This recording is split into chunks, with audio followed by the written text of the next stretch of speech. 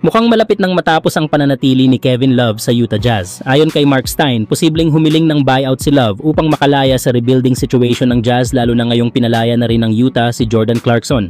Matatanda ang nakuha ng Jazz si Love mula sa Miami Heat bilang bahagi ng off-season moves nila, ngunit sa kasalukuyang direksyon ng koponan, tila hindi ito akma sa veteran forward. Noong nakaraang season sa Miami Heat, nagtala si Love ng average na 5.3 points, 4.1 rebounds at 1 assist per game sa loob ng 23 games. Bagamat hindi na ito ang all-star version ng dating Cavaliers forward, napanatili pa rin niya ang kanyang impact bilang floor spacer at rebounder habang nagbibigay din ng veteran presence sa locker room. Sa puntong ito ng kanyang career, mas mainam para kay Love na mapunta sa isang team na may contender na ambisyon, isang grupo na nangangailangan ng karanasang tulad ng sa kanya lalo na sa postseason. Isa sa mga posibleng destinasyon ay ang Los Angeles Lakers, kung saan maaari siyang makipag-reunion kay LeBron James, ang kanyang dating teammate sa Cleveland na kasama niyang nagkampiyon noong 2016. Kung nanaisin ni Love, posibleng maganap muli ang kanilang pagsasama sa Hollywood upang subukang makamit muli ang tagumpay. Samantala, tahimik pero seryoso ang off-season ni Jared Vanderbilt. Habang karamihan ay nagpapahinga, abala si Vanderbilt sa paghasa ng kanyang shooting, ang isa sa pinakamalaking kahinaan ng kanyang laro. At ngayon, sa ilalim ng bagong head coach ng Los Angeles Lakers na si JJ Redick, swak na swak ang direksyong tinatahak niya. Si Redick na kilala bilang elite shooter noong kanyang panahon sa NBA ay tiyak na maghihikayat ng mas spacing at shooting-oriented na sistema, bagay na gustong sabayan ni Vanderbilt. Noong nakaraang season, limitado si Vando sa 36 games lamang dahil sa sunod-sunod na injury, kabilang na ang issue sa kanyang heel at foot.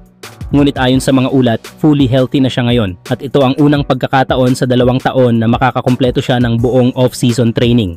Sa isang panayam, inamin niyang sobrang excited siya na makapag-focus sa development ng kanyang laro lalo na't puro recovery lang ang inatupag niya noong mga nakaraang tag-init. Statistically, may career average si Vanderbilt na 5.5 points, 6.1 rebounds at 1.1 steals per game na may 50.9% shooting sa field.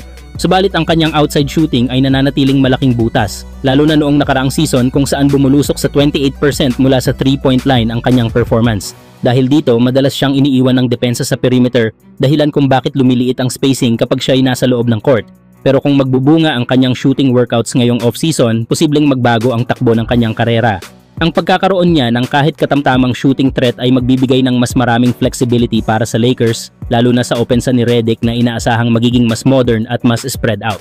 Maliban sa kanyang elite defense, hustle at kakayahang dumepensa sa multiple positions, ang pagdagdag na shooting sa kanyang arsenal ay maaaring magtulak sa kanya bilang isa sa mga pinaka-importanteng role players ng team. Samantala, mas pinagaan ang katawan, mas pinabilis ang laro at mas seryosong depensa. Ito yung bagong version ni Luka Doncic matapos pumirma ng 3-year, $165 million na kontrata extension sa Los Angeles Lakers. Ayon sa kanya, hindi lang basta scoring ang kanyang iaambag kundi mas buo at mas disiplinadong laro lalo na sa depensa. Mas magaling nang ko dumepensa ngayon, ani Doncic sa harap ng media. Andiyan na si Marcus, tuturuan niya ako. Malaking tulong talaga yon. Ang tinutukoy niya ay si Marcus Smart, dating NBA Defensive Player of the Year na personal niyang ni-recruit para sumama sa kanyang kampanya para sa kampyonato. Ani Doncic, para makabuo ng team na pangkampyonato, nakuha namin si Marcus at si Ayton. Magagaling na players yan. Nakalaban ko sila dati, ngayon kakampi ko na sila kaya masaya ako. Para naman kay Marcus Smart, malaking bagay daw ang personal na pag-recruit sa kanya ni Luka. Kapag isang tulad ni Luka ang tumatawag sa'yo, kumukontak, tinatanong kung gusto mong sumama sa plano niya at sinabing kailangan ka niya, sobrang halaga nun para sa akin, ani Smart sa kanyang press conference. Matatandaang si Doncic ang itinuturong pinakamahinang depensa ng Lakers sa kanilang pagkatalo sa playoffs kontra Minnesota.